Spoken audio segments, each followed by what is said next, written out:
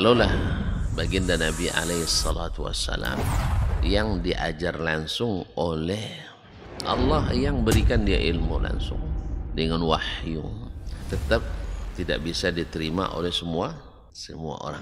Innallaha la yarfa'ul ilma intiza'an yantazi'uhu min qulubil ibad, walakin yarfa'ul ilma biqabdil ulama. Bahkan sebagian besar orang pada waktu itu menolak Nabi alaihissalatu wassalam. Tetapi Nabi sallallahu alaihi wasallam mengajarkan kita untuk tidak patah arang dan tidak pernah berhenti berdakwah. Allah tidak mengangkat ilmu dengan mencabutnya dari hati-hati manusia, tidak. Tetapi dengan mewafatkan para ulama. Mana yang lebih afdal, ahli ibadah atau ahlul ilmi? Dari semua sisi ahlul ilmi lebih afdal daripada ahli ibadah. Sampai tidak tinggal satu orang pun ulama. Ittakhadhan nasu ru'usan. Waalaikumsalam warahmatullahi wabarakatuh.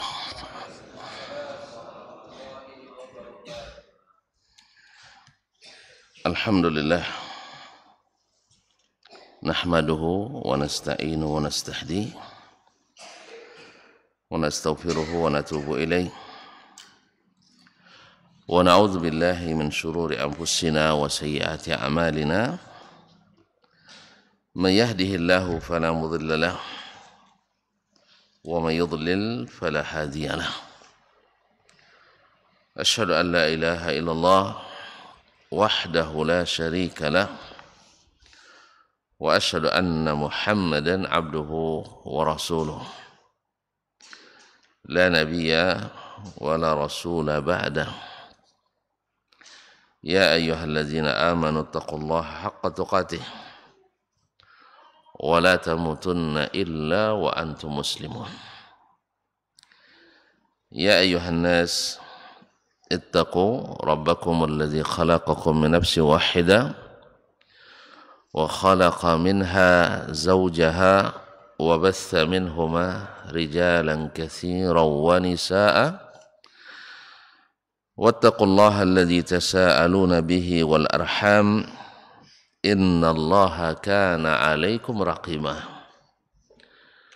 Ya ayyuhalladzina amanu taqullaha wa qulu qawlan sadida yuslih lakum a'malakum wa yaghfir lakum dhunubakum wa man yuti'illaha wa rasulahu faqad faza fawzan 'azima. Amma ba'du, fa inna asdaqal hadithi kitabullah wa khairal hadi hadi Muhammadin sallallahu alaihi wasallam wa syarrul umuri muhdatsatuha wa kullu muhdatsatin bid'ah wa kullu bid'atin dhalalah. Bapak dan ibu-ibu, saudara-saudari kaum muslimin dan muslimat yang dirahmati Allah SWT, para asatizah, alim ulama, nenek mama, tokoh adat, tokoh masyarakat yang hadir di Masjid Jabalur Rahmah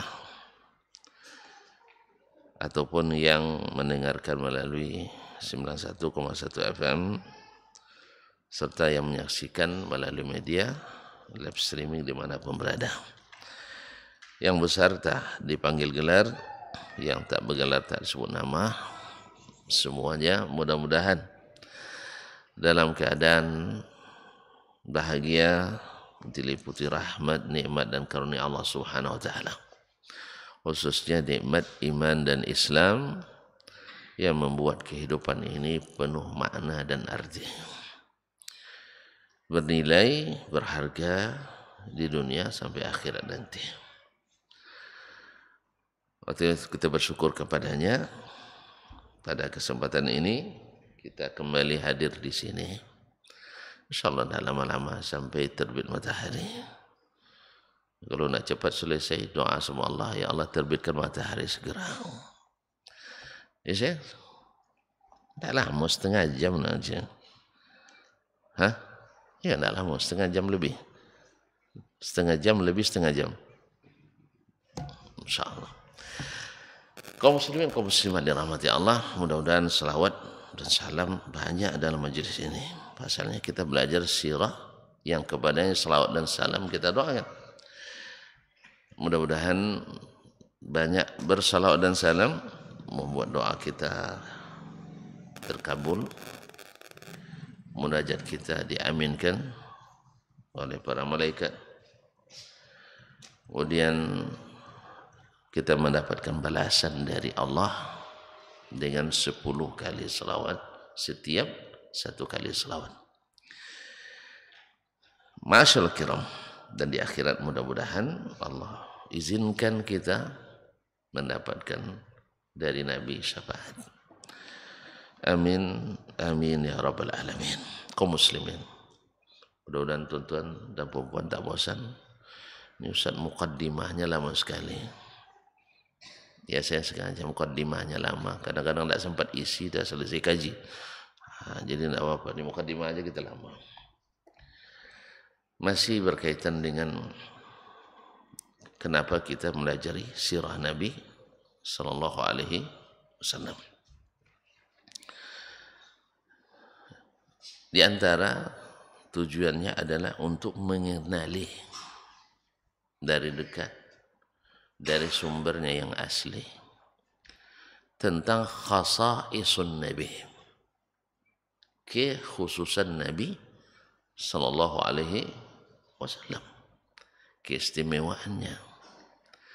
Sebab kalau kita tidak tahu dia istimewa atau tidak begitu tahu dan menghayati keistimewaannya, maka tidak akan begitu bernilai dan berharga di mata kita.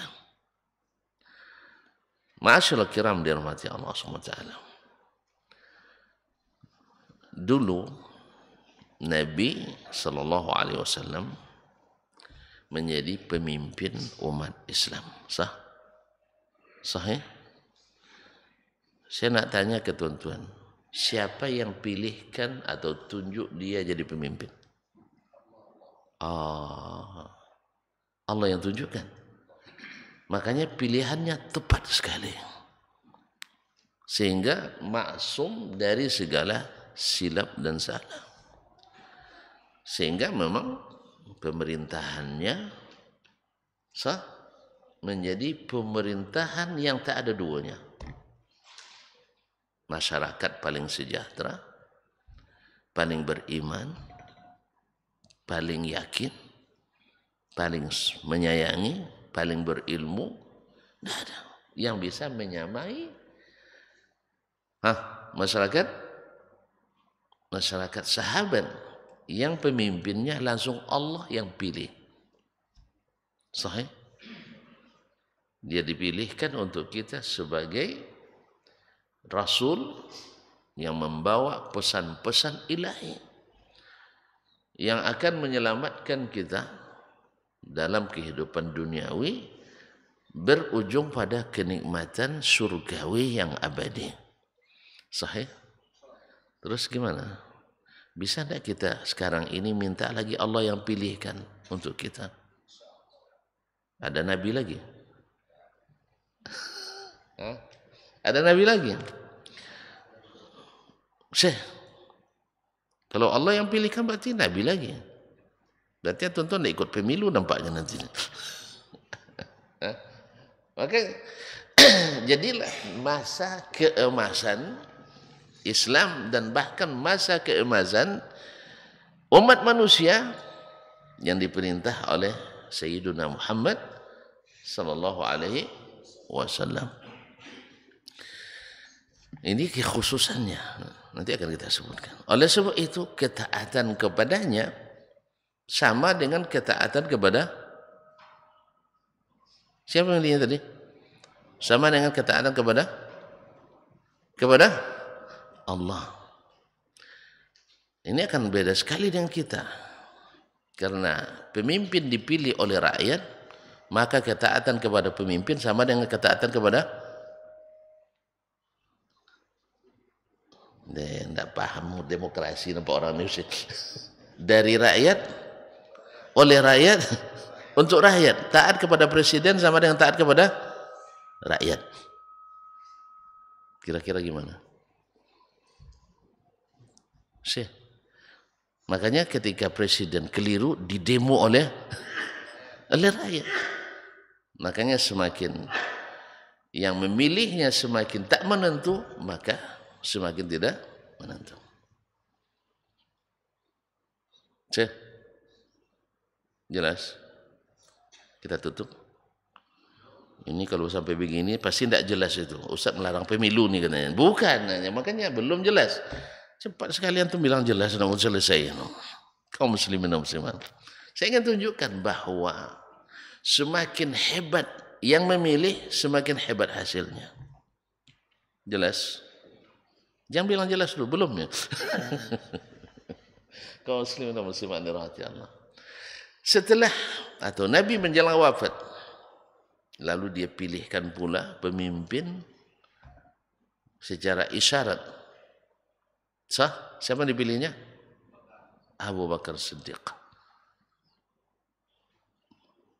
Berbagai masukan kepada Nabi supaya yang mengganti beliau ketika salat. Ternyata salat itu adalah tugas terpenting pemimpin. Tugas terpenting pemimpin di segala bidang.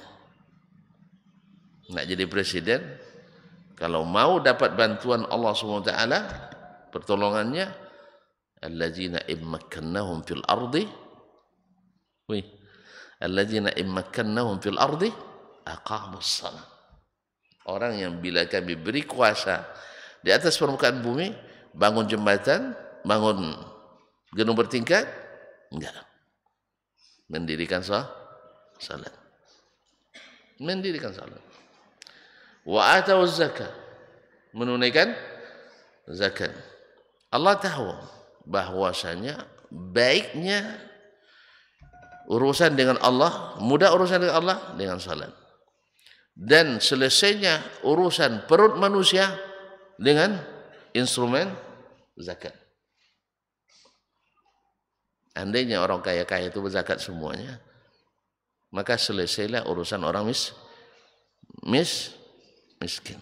Makanya dua serangkai ini, orang salat mesti malu tak berzakat. Dan orang baru mau berzakat bila selalu salat. Makanya, mohon maaf ya, saya tidak ngajak antum nih. Tapi kalau ikut silakan saja. Saya tidak percaya dengan janji-janji perubahan ekonomi. Tidak. Itu bukan tugas pemimpin yang utama. Tugas sampingan itu. Tugas sampingan. Pemimpin raja sendiri harus minta rezeki sama Allah. Masa dia boleh ngatur rezeki kita? Makanya tidak pernah tercapai. Atau hampir tidak pernah tercapai. Karena urusan rezeki, urusan siapa? Urusan siapa? Allah. Bukan strategi kita yang menentukannya. Makanya janji-janji ekonomi saya tidak percaya. Tapi kalau dia janjikan, Ustaz saya jadi presiden, saya akan ajak umat untuk salat, saya dukung itu. Tapi tidak boleh kampanye kami loh. Kan tidak boleh kampanye dah? Wih, boleh tak? Kami dosa. Iya tidak boleh. Bukan masalah habis. Kami tidak boleh kampanye dah. Kaum muslimin dan muslimat. Maka jadilah pemerintahan Abu Bakar sebaik-baik pemerintahan setelah Rasulullah sallallahu alaihi wasallam, karena dipilih oleh Sayyidu al-Bashar. Ustaz, assalamualaikum. Assalamualaikum. Assalam. Setelahnya siapa? Umar. Siapa yang pilih? Siapa yang pilih? Abu Bakar yang pilih kan.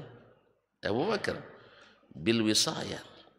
Dia wasiatkan kalau saya meninggal yang jadi pemimpin Umar.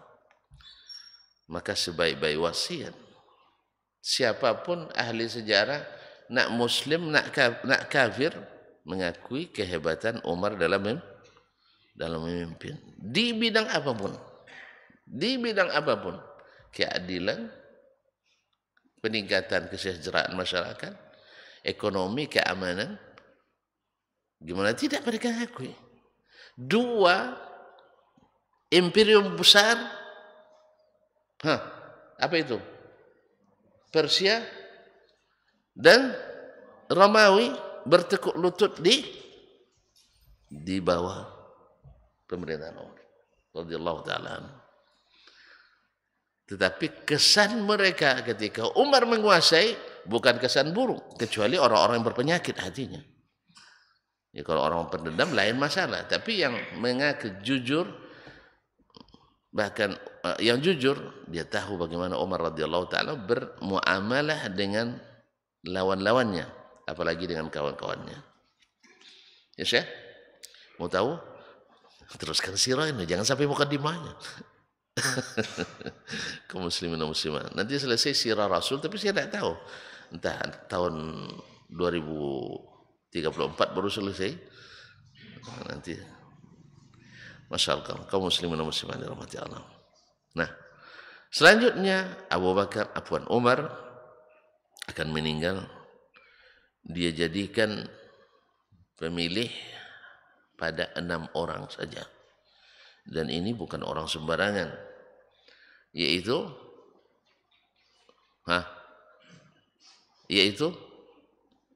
yang dijamin masuk surga. Ada 10 sahabat yang dijamin masuk surga. Nah, dengan meninggalnya Umar tinggal 6 orang lagi. Tinggal 6 orang lagi. Nah, mereka lah yang dijadikan oleh Umar untuk bermusyawarah memilih siapa yang akan diangkat jadi pemimpin. Masya Allah. Akhirnya siapa yang terpilih? Utsman bin Affan radhiyallahu taala. Utsman bin Affan radhiyallahu taala anhu, dan sebaik-baik pemimpin pula. Sebaik-baik pemimpin pula, tapi ala balwa, tapi dapat ujian berat. Apa ujian beratnya? Lahir bibit-bibit pemberontakan Khawarij. Khawarij memang sudah dikabarkan Nabi akan lahir. Ya, jangan ke Utsman, Nabi saja di debatnya. Iya tak? Nabi saja debatnya, apalagi Utsman bin Affan radhiyallahu ta'ala. Makanya orang-orang Khawarij itu kalau bertemu kata Nabi sallallahu alaihi wasallam, siapa yang sebaik-baik pembunuh adalah pembunuh mereka. Seburuk-buruk orang yang dibunuh adalah mereka. Dan sebaik-baik orang yang dibunuh oleh adalah orang yang dibunuh oleh Khawarij. Antum tidak setuju nampaknya? Nabi belum, bukan saya. Setuju tidak setuju antum enggak ada urusan. Ya, sudah ada urusan. Ya, masalahnya ini Nabi tadi bicara dengan wahyu, kan antum sudah tahu tadi sebaik pemimpin adalah Rasulullah sallallahu alaihi wasallam. Nah, begitu seterusnya. Maka semakin diserahkan urusannya kepada yang bukan ahli, tentu hasilnya semakin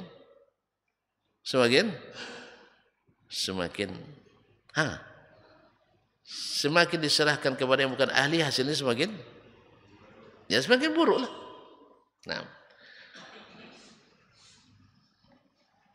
Nah, yang dilanjutkan. Saya tidak mau bicara tentang politik. Antum tidak boleh saya bicara politik. Saya nak kembali ke Nabi sallallahu alaihi wasallam. Karena ini masuk dari khususiyah, khasaisun Nabi sallallahu alaihi wasallam. Bahwa dia itu dipilih oleh Allah tabaraka wa taala. Itu yang saya maksudkan. Jelas? Nah, sesuatu yang Allah pilihkan pasti pilihannya paripurna, sempurna, paling baik di bidang apapun.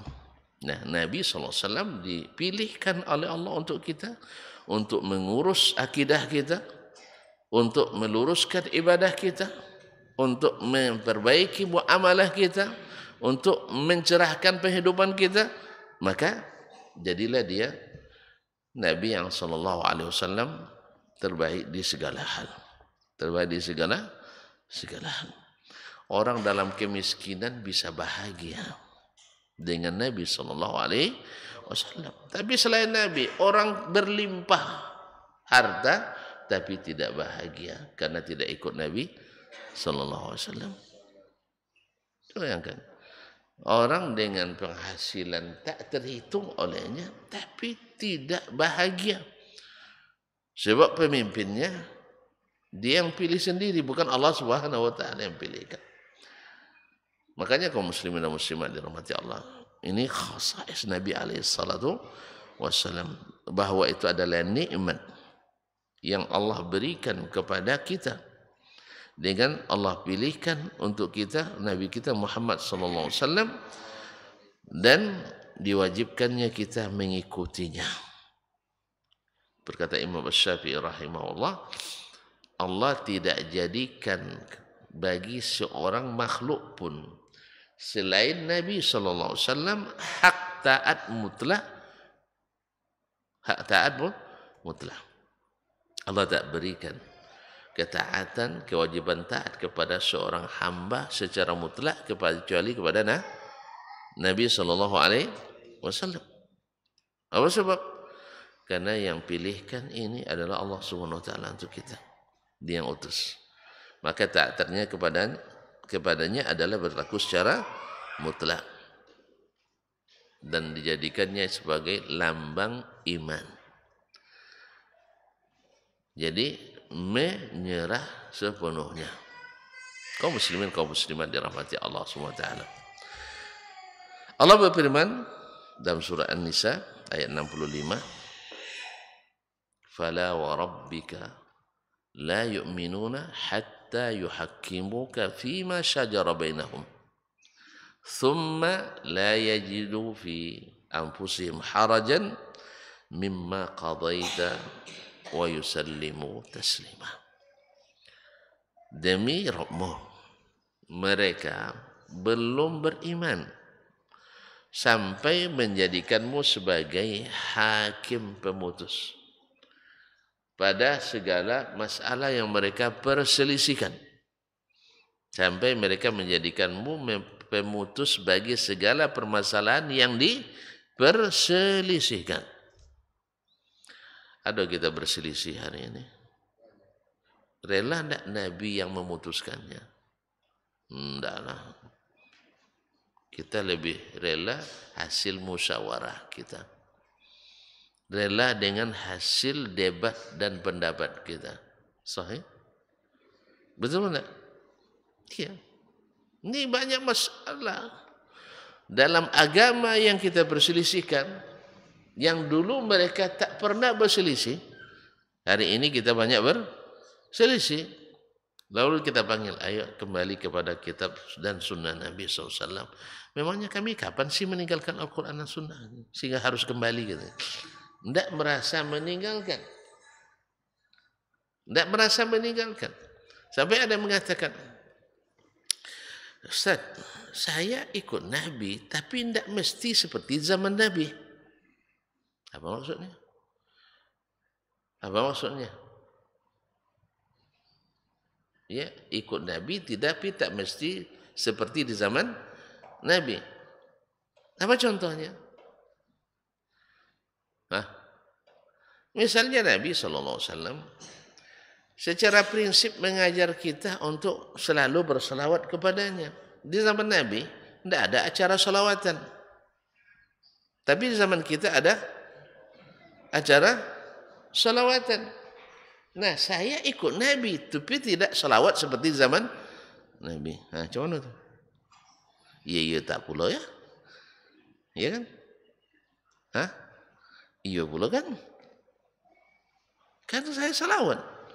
Nabi suruh kita selawat, tapi tidak mesti selawat seperti zaman Nabi SAW. Gimana Ustaz?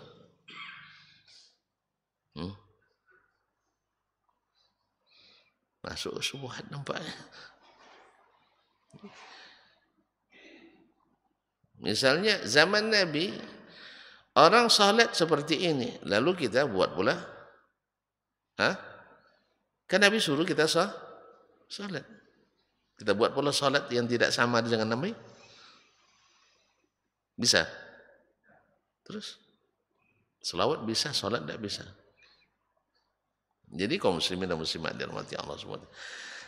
Atau misalnya Nabi suruh kita baca Quran, di antara Quran ada Yasin. Zaman Nabi tidak ada Yasinan, zaman kita ada ya Yasinan.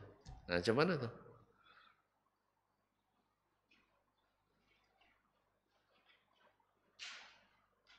Ini mandang-mandang kenapa nih bingung atau bagaimana? Begitulah subhan yang kita katakan bahwa Nabi nyuruh kita ini semua kita buat, tidak mesti seperti zaman Nabi Sallallahu Alaihi Wasallam. Macam mana?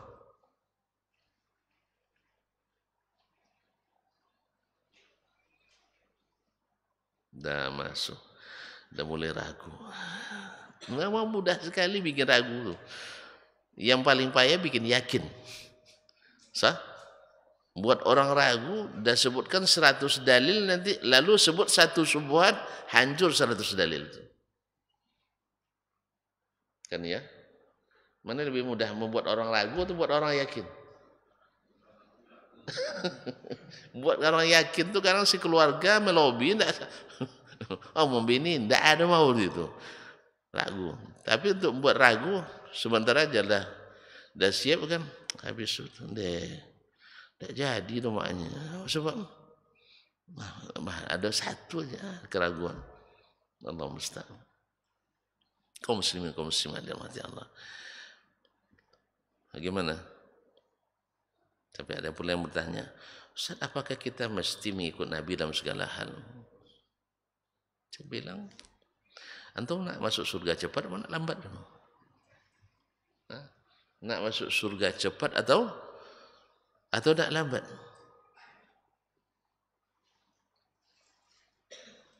Ya mau cepat. Kalau mau cepat, pepet Nabi terus. Ikut dia kemana pergi. Dan buat seperti yang dia buat. Tinggalkan yang dibuat orang lain. Karena kalau antum semakin berpisah dengan barisannya, semakin lambat, semakin lambat masuk surga. Dan tadi dikatakan Allah yang pilihkan dia untuk kita. Untuk apa?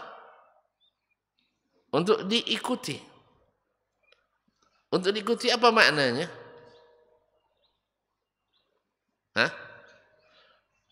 Diikuti apa maknanya? Subhanallah. Apa makna mengikut Ustaz? Kalau dia masuk pintu situ, saya masuk pintu sana, ngikut namanya. Ya Syekh, itu pintu perempuan sana, jangan masuk situ antum. Nah, kalau dia masuk dengan tangan kanan, kaki kanan, atau masuk pakai kaki kiri, ngikut namanya. Nah, jadi kaum muslimin dan muslimat pengikut yang setia semakin melihat seperti apa itu yang dibuatnya. Sampai-sampai Sufyan Ats-Tsauri mengatakan, andainya engkau nak garut kepala, harus ikut sunnah, cari sunnahnya dulu baru garut. Tahan dulu. Gatal kepala, ada tidak sunnahnya? Begitulah. Cari sunnah. Begitu mereka ikut Nabi alaihissalatu wassalam. Terus antum nak ikut siapa? Nabi ajarkan salawat ini. Lalu antum ikut yang dibuat orang lain salawat seperti ini. Nah, mana yang lebih baik? Nabi alaihissalatu wassalam. Nah, Nabi alaihissalatu wassalam. Kalau kita buat sendiri, itu namanya tidak mengikut. Kita sebutkan misalnya presiden sekarang mengikuti presiden sebelumnya dalam pembangunan. Apa yang dibuatnya? Dilanjutkan program yang sebelumnya. Oh enggak, dia tidak mengikut. Dia buat program baru. Nanti datang yang lain program baru lagi. Akhirnya habis dengan yang baru aja terus. Nasallallahu alaihi wasallam. Kaum muslimin dan muslimat dirahmati Allah. Maka demi Rabbmu, mereka belum beriman sampai menjadikanmu sebagai pemutus pada masalah yang mereka perselisihkan. Sampai di situ, tidak. Thumma la yajudu fi anfusihim haraja. sedikit pun tidak ada penolakan dalam hatinya. Tidak ada penolakan dalam hatinya terhadap apa yang Nabi putuskan. Wa yusallimu taslima, dan menyerah sepenuhnya. Ada orang mau dia bertahkim ke Nabi tapi tidak menerima. Tapi ini tidak. Baru dianggap beriman bila dia mau bertahkim, tidak ada sedikit pun penolakan, dan menerima dan menyerah sepenuhnya dengan hukum Nabi alaihissalatu wassalam. Baik. Kemudian Nabi alaihissalatu wassalam adalah muallimun lil ummati. Dialah guru pertama kita. Jadi kalau ada yang bilang kita beragama ini harus ikut ulama. Iya, saya sepakat. Tapi siapa ulama terbesarnya? Nabi kita Muhammad sallallahu alaihi wasallam. Semua ulama yang lain itu di bawah beliau. Jadi kalau belajar ke Nabi sama dengan belajar kepada ulama. Belajar ke Nabi sama dengan belajar pada ulama. Oh, saya tidak paham sah. Kalau tidak paham ya tanya, yang paham lah. Hadis kita tanyakan kepada yang tahu maknanya. Misalnya antum baca hadis, man kana yu'minu billahi wal yawmil akhir falyakul khairan aw liyasmut. Siapa yang beriman pada Allah dan hari akhirat, hendaklah dia diam atau berkata yang baik atau diam. Anda tidak tahu arti tadi, tanya sama yang tahu arti. Setelah diartikan seperti itu, tidak paham. Belum paham juga. Orang beriman kalau bercakap yang baik. Kalau tidak ada yang baik, diam. Ya, tidak paham loh. Paham.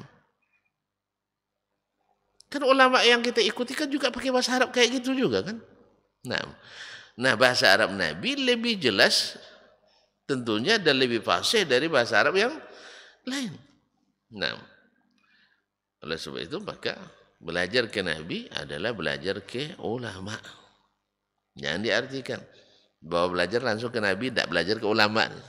Itu adalah kekeliruan besar yang ingin menjauhkan umat dari sunnah Nabi alaihissalatu wassalam. Tujuannya adalah Nabi bilang seperti ini, lalu tanya ke ulama, oh itu maksudnya. Di mana dapatnya? Pikiran dia. Tidak masuk di pikirannya, ditolaknya hadis Nabi alaihissalatu wassalam. Itu yang dimaksudkannya. Harus tanya pada ulama supaya hadis Nabi tidak diterima. Ditafsirkan dengan penafsiran yang tidak ada di zaman Nabi, tidak ada di zaman sahabat, tapi datang di zaman orang belakangan melalui subuhan. Dan akhirnya dibuat pagar-pagar. Mesti ikut ulama. Akidah pasti seperti ini. Kemudian fikih mesti ikut ini. Tasawuf mesti ikut ini. Tarekat mesti ikut ini. Hanya pesepah kita. Padahal kita nak menyatukan umat, tapi imamnya banyak. Sah? Dia cerita nak menyatukan umat, tapi imamnya ramai. Imam solat aja tidak sama, payahnya nyatukan umat. Coba bayangkan dulu di Masjidil Haram itu terjadi, auzubillah, di masa Turki Utsmani itu luar biasa perpecahannya umat. Imamnya 4. Gara-gara apa? Gara metode tadi. Bahwa mazhab Hanafi tak boleh ke Syafi'i, Syafi'i tak boleh ke Hambali, Hambali tak boleh ke Maliki. Akhirnya buat imam masing-masing. Akhirnya di setiap, kan 4 segi Ka'bah tu. Imam Hanafi di sini, Imam Syafi'i di sini. Bukan Imam Syafi'i langsung, maksudnya pengikut mazhab Imam Syafi'i. Hambali sini, Maliki di sini.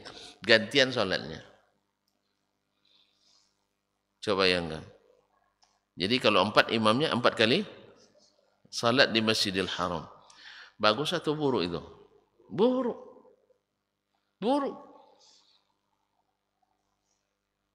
Itu yang kita inginkan untuk menyatukan umat, tidak mungkin. Mungkin menyatukan umat dengan itu. Di salat aja tidak bisa satu. Salat mazhab Syafi'i nanti diulang salatnya. Apa ulang salat tu? Apa imam tak kunut katanya. Ayo kan, gara-gara imam tak kunut diulang salat. Ya patut juga diulang salat. Coba dalam salat tadi manyang-manyang aja hatinya. Manyang hatinya. Alah, imam lain pula ni katanya. Jadi kaum muslimin dan muslimat dirahmati Allah SWT. Baru sekitar tahun 1200-an setelah kerajaan Arab Saudi berdiri, disatukan umat dengan Al-Quran dan Sunnah. Jadi imamnya adalah Rasulullah Sallallahu Alaihi Wasallam. Yang jadi ikutan kita adalah Sunnah Nabi Sallallahu Alaihi Wasallam. Ya, tidak ulama Syafi'iyah, tidak Hanabilah dan sebagainya. Walaupun maksudnya bukan meninggalkan ulama itu, bukan, jangan salah paham pula. Bukan maknanya meninggalkan mereka. Sama sekarang saya katakan, ayo kita ikut Nabi, bukan maknanya meninggalkan saya. Oh kalau gitu Ustaz besok tidak usah ngaji gitu ya. Hah? Ustaz bilang nak ikut Nabi aja, berarti kami belajar ke Nabi langsung gitu. Kan enggak. Bukan itu maksud kita. Kadang-kadang di bayang Bang Malawi titi pula kan. Jadi kalian langsung ke Nabi aja tuh. Apa kalian ngaji-ngaji sama Ustaz kalian tuh katanya? Enggak itu maksudnya. Dulu sahabat Abu Bakar ngajar umatnya ikut Nabi. Lalu mereka pergi ke kuburan Nabi, tinggalkan Abu Bakar. Enggak, mereka belajar pada Abu Bakar, tapi tetap yang jadi ikutan Rasulullah Sallallahu Alaihi Wasallam. Abu Bakar hanya sekedar media yang menyampaikan sunnah Nabi kepada masyarakat. Demikian juga Umar, demikian juga Utsman, Ali, dan semuanya. Paham Ustaz? Jangan tilang ngaji sudah kolej ya? Kalau itu langsung kami baca Sahih Bukhari Ustaz. Kan tetap juga melalui Imam Bukhari ngaji. Sah? Nah, jadi bukan itu maksud kita. Maksudnya adalah kita siapapun gurunya nak bermazhab Syafi'i atau bermazhab Hanafi atau bermazhab Hambali atau bermazhab Maliki tetap mengarahkan kita untuk ikut Nabi sallallahu alaihi wasallam. Andainya Imam Syafi'i dalam bab ini ya lemah hujahnya, maka kita akan tinggalkan beliau kepada imam yang hujahnya lebih kuat. Kalau bertentangan, tidak bisa disatukan. Tapi kalau babnya afdal atau kurang afdal, boleh dua-duanya ikuti. Menurut Imam Ahmad begini lebih afdal, menurut Imam Syafi'i begini lebih afdal. Itu urusannya masalah sunnah. Misalnya Imam Ahmad setelah rukuk bersedekap, Imam Syafi'i setelah rukuk melepaskan tangan isnad. Mana yang lebih kuat? Misalnya, saya melihat yang lebih kuat pendapat Imam Asy-Syafi'i karena jumhur mengatakan itu. Menurut saya Imam Ahmad. Tidak ada masalah. Ini masalahnya hanya sifatnya afdaliyah karena hukumnya saja sunnah. Hukumnya saja sunnah. Nah, ma'asyiral kiram yang dirahmati Allah SWT. Jadi Nabi SAW adalah mu'allimul lil ummah, gurunya umat ini. Wa qaiduha, dan pemimpinnya. Daiman wa abadan, selamanya. Fil afrad, baik secara individu kita, wal mujtama'at, atau dalam masyarakat. Tidak boleh lepas. Secara pribadi kita berimam ke Nabi, mengikut Nabi. Secara bermasyarakat kita juga berimam ke Nabi dan mengikut Nabi SAW. Bahkan negara, dalam bernegara, berbangsa, dan seterusnya. Maka Muhammad SAW selalu ada dalam kehidupan manusia. Semakin kita tinggalkan beliau, semakin berantakan urusan kita. Walaupun hanya kecil, walaupun dengan tujuan menambah ibadah. Karena Nabi melarang untuk menambah. Oh berarti harus seperti zaman Nabi. Antum nak merubah apa dari agama ini? Oh di zaman Nabi tidak ada HP. Oh itu HP tidak merubah agama. HP merubah agama. Dulu zaman Nabi tidak ada mikrofon, mikrofon tidak merubah agama. Karpet tidak merubah agama. Yang dilarang itu adalah merubah-rubah agama. Keyakinan tidak bisa berubah. Makanya mesti seperti di zaman Nabi.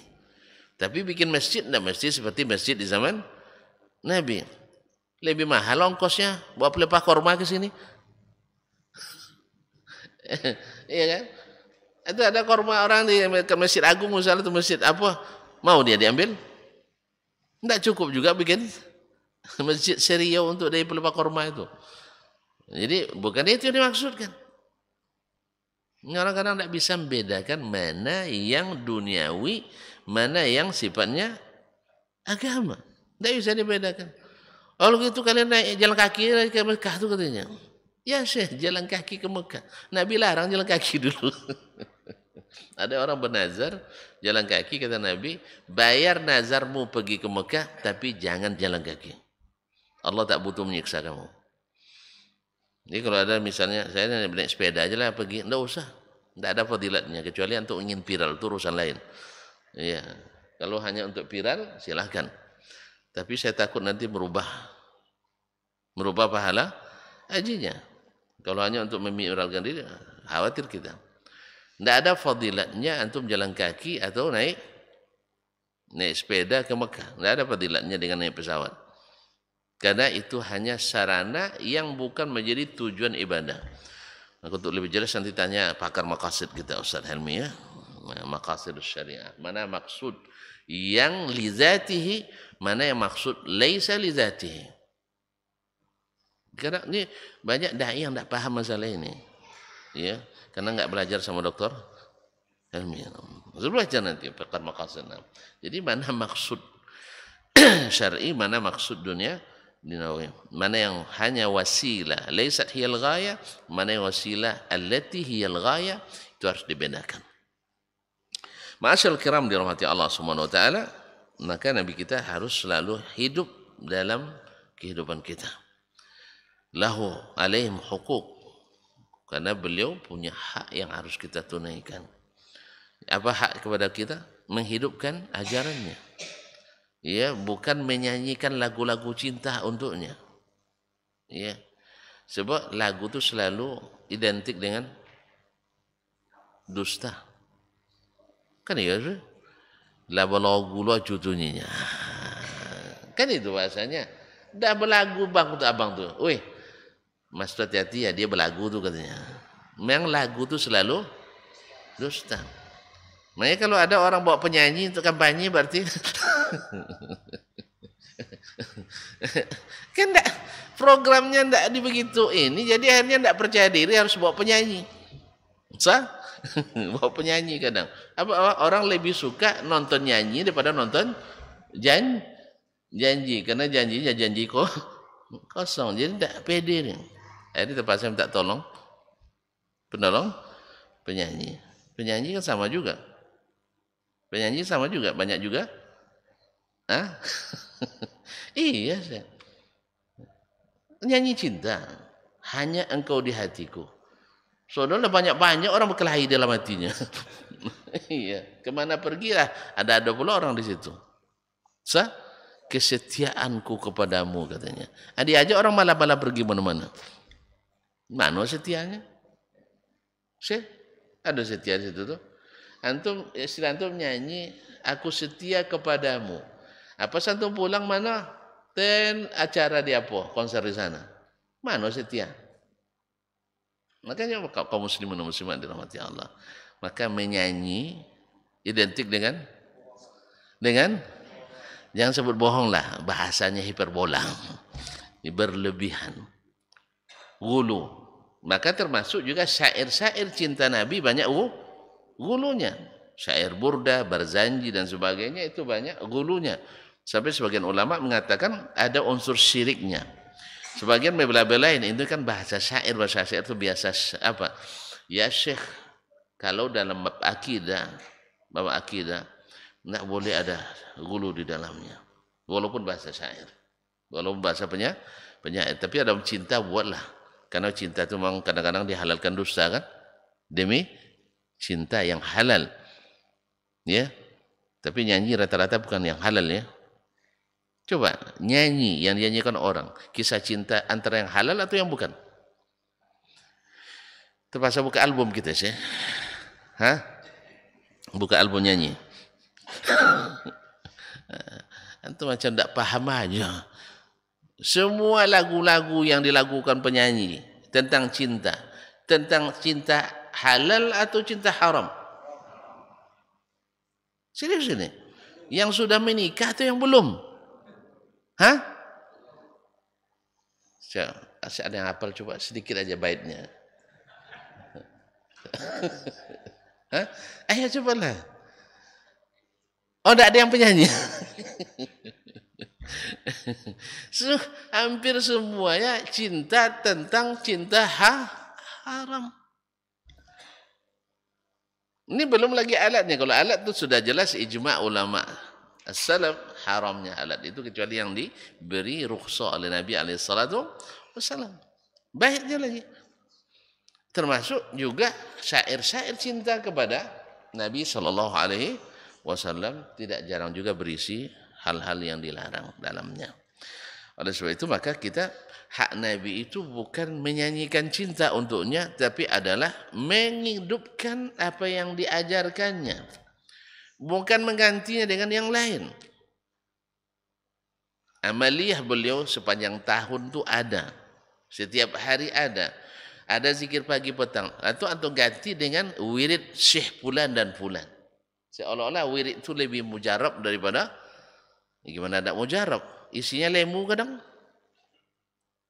Nah, jadi zikir Nabi jangan diganti. Nah, ibadah Nabi jangan diganti. Berat Ustaz, memang itu. Karena cinta itu tidak selamanya, tidak semua orang bisa membuktikannya dengan amal nyata. Tapi kalau menyanyi cinta, alhamdulillah lancar lisan kita semuanya. Kalau menyanyi, semuanya bisa. Sah? Sah? Nah, antum tadi bilang tidak tahu itu bukan tidak tahu, dah malu. Ya kan? Kan itu masa lalu kan itu. Masa lalu. Hah? Malam-malam seperti ini. Terus nyambung kan? Aku masa lalu. Jadi malu kita. Jadi kaum muslimin semua. Maksud saya itu untuk yang sudah halal atau yang masih haram? Haram. Maka jangan salahkan kenapa terbangun image di anak muda kita. Kalau tidak pacaran berarti tidak keren. Sah? Karena nyanyi itu semua. Di gerbang sekolah.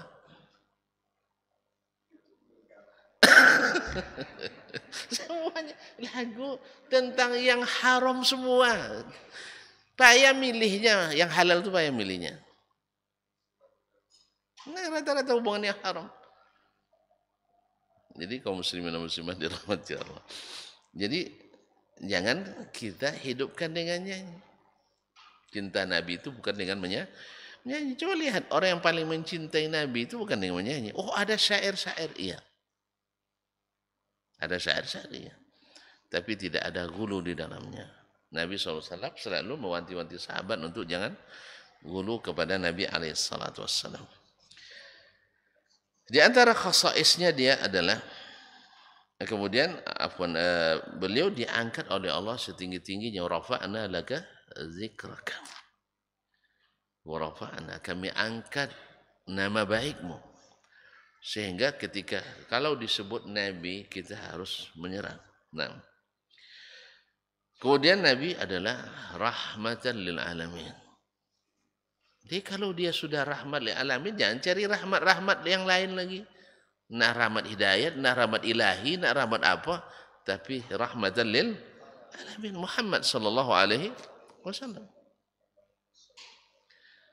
Kalau dia jadi rahmat lil alamin itu setelah jadi rasul atau sebelum jadi rasul? Setelah jadi rasul. Berarti yang membuat dia rahmat itu ajarannya atau pribadinya? Ajarannya. didukung dengan kepribadiannya yang Allah memang berikan kepribadian yang luar biasa. Nah, kemudian Nabi alaihissalatu wassalam sudah disebutkan dalam pelajaran sebelumnya, a'zamul bashar, manusia paling agung.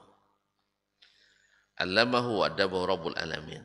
Yang mengajarnya, yang menggemblengnya adalah Rabbul alamin, Allah sendiri.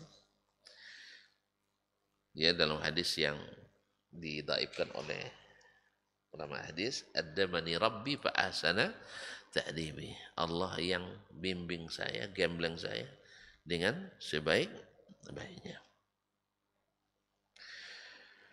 Kaum muslimin, kaum muslimat dirahmati Allah, di antara keistimewaannya beliau adalah khatamul anbiya wal mursalin. Jadi kalau ada yang ngaku turun nanti sebagai Tuhan nak kirim wahyu, ya seperti ilmu-ilmu kasyaf atau ilmu ulu kasok yang banyak diklaim oleh sebagian orang, datang kepadanya Allah menyampaikan wahyu, katakan itu, pastikan itu waktu ada dusta. Sebab apa? Wahyu tak turun lagi setelah Nabi SAW wafat. Kadang-kadang datang dia dengan cahaya, daripada cahaya dia berbicara, ya Syekh Dasman, innani ana rabbuk fastami' lima yuha ilaik. Saya adalah Tuhanmu, dengarkan apa akan diwahyukan kepadamu. Orang yang tak berilmu, dia gembira dapat itu. Dikiranya dia sudah bertemu dengan Allah, terbuka hijab. Ya, datang ilmu kasyaf, dapatnya di ulu kasok. Ulu kasok, tahu ulu kasok? Pocak kompe. Nah, ma'asyiral kiram dirahmati Allah. Tapi orang berilmu tidak tahu dia itu adalah syaitan. Tapi kan hijabnya cahaya. Syaitan tahu dia dengan menipu itu dengan cahaya tadi. Tapi orang berilmu tahu bahwa Allah tidak berbicara langsung kepada hambanya di dunia, kecuali pada Nabi Musa alaihissalam dan Nabi kita ketika Mi'raj ke Sidratil Muntaha. Yang lainlah semuanya wahyu yang diwahyukan. Musa langsung diajak bicara, makanya Musa disebut kalimullah, yang diajak Allah berbicara langsung di dunia. Tapi di akhirat kita semua akan bicara langsung dengan Allah. Ma minkum min ahadin illa wa yukallimuhu rabbuhu wa laysa bainahu wa bainahu turjuman. Tak seorang pun kalian kecuali akan diajak bicara oleh Rabb-nya tanpa penterjemah. Ini orang-orang yang tidak percaya Allah juga berbicara, nanti sana ajalah buktikan fisiknya. Ya, kalau hasil penelitiannya tidak ada pula yang sampai ke langit. Semuanya adalah subuhat-subuhat yang menggelayut dalam otak-otak dan akal-akal yang terkontaminasi. Sehingga mereka tak percaya Allah berbicara dengan huruf dan suara. Apa pembuktiannya nanti pasti akhirat ajalah. Kalau kita percaya, sebab yang menyampaikannya yang maha dipercaya, Rabbul Alamin. Yang kedua, manusia paling terpercaya, Sayyiduna Muhammad sallallahu alaihi wasallam. Kemudian sampai kepada kita melalui jalur-jalur orang yang terpercaya, yaitu para ahli hadis yang tidak sembarangan. Maka ketika mereka menyebut Allah berbicara, kita anggukkan. Seperti apa? Tak ada ilmu kita tentang itu. Siapa yang tidak percaya dengan mengukur dengan makhluk, itu urusan dia. Insya Allah pembuktiannya di padang mahsyar nanti. Saya khawatirnya antum baru beriman saat itu tak berguna. Ya, baru beriman saat itu tak berguna. Maka belajarlah beriman kepada Allah dan Rasul tanpa bersyarat harus sesuai dengan keinginan dan hawa. Karena hawa antum itu berdasarkan akalan yang khawatir kita sudah terkontaminasi. Maka Nabi adalah penutup para nabi, manusia paling penyayang, manusia paling mulia, manusia paling sidik, dan manusia paling bersih, manusia paling suci. Tapi ingat, kesuciannya tidak boleh disejajarkan dengan Allah tabaraka wa ta'ala. Adapun mukjizat, banyak sekali Allah berikan mukjizat kepadanya, dan ini juga keistimewaan. Dan beliau diberikan mukjizat yang terbesar, yaitu Al-Quranul Karim. Mukjizat terbesar sepanjang zaman, karena satu, tak berubah-ubah. Walaupun banyak tangan berdosa yang ingin merubah tapi tak bisa. Kemudian berlaku sampai hari kiamat. Beda dengan mukjizat yang lain, berlaku hanya pada waktu Nabi itu masih hidup. Tapi Al-Quran berlaku sepanjang zaman. Silahkan yang mau mencoba mendatangkan ayat atau surat, sampai hari ini masih belum ada yang mampu. Berarti mukjizatnya masih berlaku sampai akhir zaman. Sampai akhir zaman. Ma'asyiral kiram yang dirahmati Allah Subhanahu wa taala, ini diantara keistimewaan Nabi alaihi salatu wasallam. Diantara juga istimewaannya adalah beliau maksum dari segala kesalahan dalam syariat ini. Kemudian diampuni dosa yang telah lalu dan yang akan datang. Nah, kalau ada yang bilang Nabi tak pasti masuk surga, bapak yang tak pasti masuk surga. Sebab Nabi itu pasti masuk surga. Cuman beliau ketika mengatakan tak seorang pun masuk kecuali dengan rahmat Allah. Dan Allah sudah janjikan dia mendapatkan rahmatnya. Bahkan dia sendiri disebut sebagai rahmat oleh Allah Subhanahu wa taala. Nah, inilah diantara cara-cara orang membuat keraguan kepada manusia. Kaum muslimin, kaum muslimat dirahmati Allah, setelah kita mempelajari semua ini, dari tujuan pelajari sirah yang sudah kita pelajari beberapa majelis ini, maka akan tumbuh dalam hati setiap orang beriman satu, keyakinan yang penuh bahwa yang dibawa Nabi semuanya hak. Semuanya tidak perlu didiskusikan lagi. Semuanya benar. Masuk tak masuk akal, sesuai tak sesuai dengan kondisi dan situasi kita, bukan yang tidak sesuainya, bukan petunjuk Nabi yang tak sesuai, kita yang tidak bisa menyesuaikan diri dengannya. Yang kedua, bahwasanya umat ini dalam kondisi seperti apapun buruknya, tapi tetap akan datang kemenangan seperti yang dijanjikan. Berarti dijanjikan. Nabi dulu berjanji akan menaklukkan Persia, menaklukkan Romawi. Terjadi apa tidak? Terjadi. Dan kita akan taklukkan Romawi, Roma sendiri. Kapan? Saya tidak tahu. Allah alam.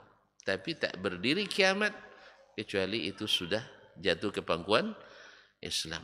Seperti apa? Apakah melalui proses jihad atau dengan dakwah? Allahu a'lam. Yang penting itu janji dan pasti terjadi. Bahwa akan turun Isa bin Maryam, akan datang Al-Mahdi Al-Muntadhar, akan ada. Makanya itu tidak perlu buat latihan jadi Mahdi. Jangan jadi Mahdi pembohong tuh. Sudah banyak Mahdi pembohongnya, ada banyak. Ya. Cuman belum ada yang klaim dia Isa bin Maryam, belum ya. Nah, takut dimarahin sama umat Nasara. Itu semua akan terjadi. Ya, seperti terbitnya mentari pagi ini, begitulah keyakinan kita. Ya, yang ketiga, bahwasanya keberhasilan seorang dai tidak mesti dia saksikan di waktu dia masih hidup. Maka kita bekerja, beramal, berdakwah, tidak mesti kita melihat hasilnya hari ini. Mungkin besok. Nabi kan mengatakan, la yablughanna hadzal amru ma wal-lail wan-nahar. Urusan agama ini kan sampai kemanapun sampainya siang dan malam. Tapi apakah zaman Nabi sudah sampai semuanya? KUK dah sampai? Masa Nabi hidup dah sampai Islam KUK? Nak tentu UK ini UK. Belum. UK itu adul. Belum. Tapi sampai siang malam ke sini. Makanya sampai Islam ke sini. Itu janji Nabi alaihissalatu wassalam. Tidak mesti dia lihat sendiri. Maka di kita juga seperti ini. Kita ngaji-ngaji untuk memperbaiki diri kita, keluarga kita. Mungkin di kita, mungkin belum. Tapi pasti cucu kita nanti, Masya Allah, orang ngikut sunnah Nabi semuanya. Nah, atau kita merencanakan membuat sebuah masjid yang besar dan representatif, ya, yang aman dan nyaman berdakwah kepada Allah dan Rasulnya Sallallahu Alaihi Wasallam misalnya. Rencana, tapi dirasasi nanti. Dulu Nabi Sallallahu Alaihi Wasallam menjanjikan Romawi, menjanjikan Persia, menjanjikan kerajaan Yaman. Bukan Nabi, Allah yang janjikan kepadanya. Lalu Nabi sampaikan kepada umatnya. Kapan terjadi? Di masa Abu Bakar? Belum. Di masa Umar radhiyallahu ta'ala. Bisa saja nanti prestasi itu antum yang mengukirnya. Yang punya idenya mungkin kita-kita. Tapi yang mengukir prestasi bisa saja generasi pelanjut. Nah, yang keempat, bahwa pilihan Allah pasti yang terbaik. Oleh sebab itu, walaupun kita yang pilih, minta kepada Allah supaya kita memilih yang diridai oleh Allah Subhanahu wa ta'ala. Nah, dan mohon juga kepadanya, andainya kita salah, Allah maafkan. Dan kita berazam untuk senantiasa menuju yang keadaan yang lebih baik dan lebih baik. Karena bagaimanapun kita tak diberi yang jauh-jauh dari kita. Mesti yang dekat-dekat dengan kita. Mudah-mudahan Allah semakin memperbaiki keadaan umat ini. Dan masih banyak lagi hal-hal yang kita ambil manfaat daripada mukaddimah yang sudah disebutkan. Mudah-mudahan Allah SWT menjadikan kita senantiasa mencintai Nabi SAW, mencintai sirahnya, mencintai ajarannya, sehingga kita pun tak bosan-bosan pula mendengar tentang berita daripadanya. Dengan demikian kita kayaknya sudah terbit matahari, ya. Saya kira ini matahari tadi, ternyata lampunya. Matahari belum terbit sih. Sudah. Sudah. Nah. Tanya jawab. Taib, silakan. Silakan.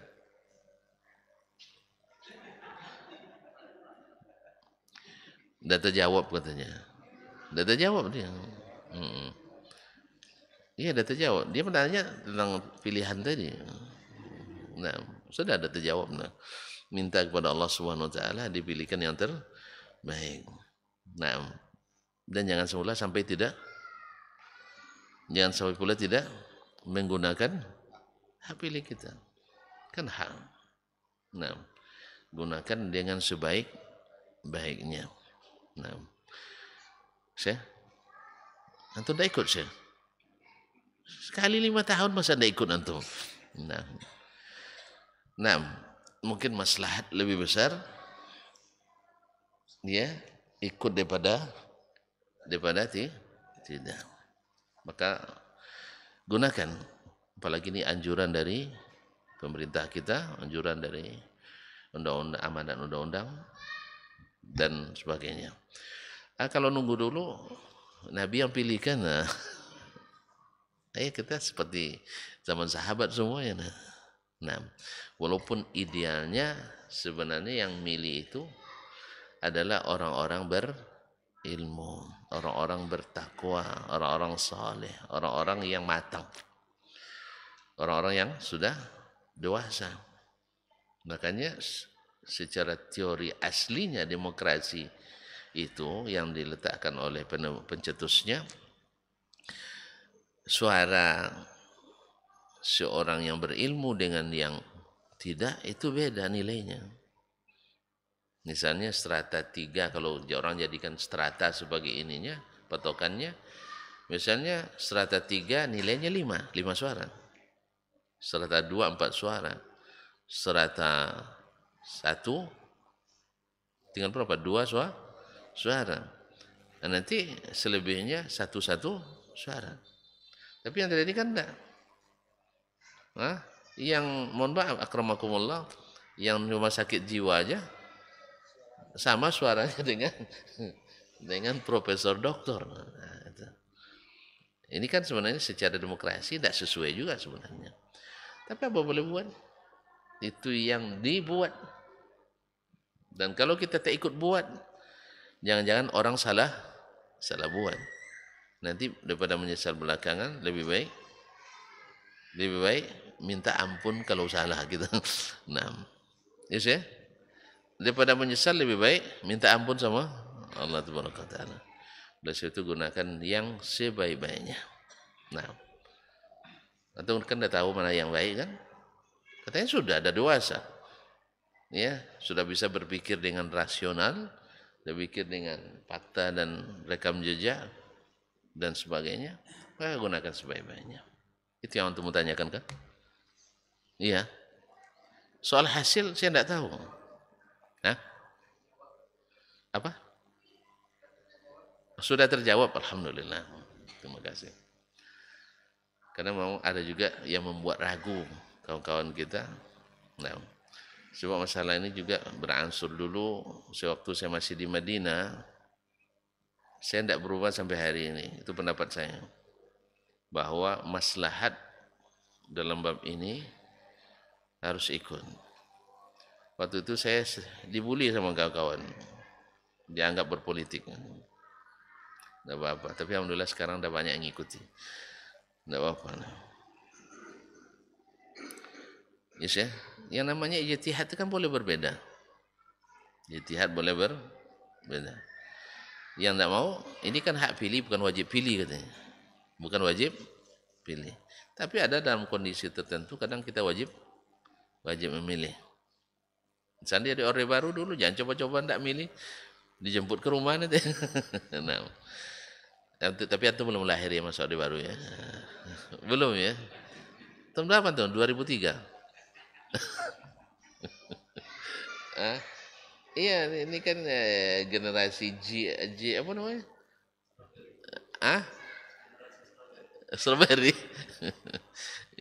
Allah musta'an. Bukan milenial lagi, sudah di belakang milenial lagi. Apa namanya? Z ya apa? Z ya? Apa itu Z?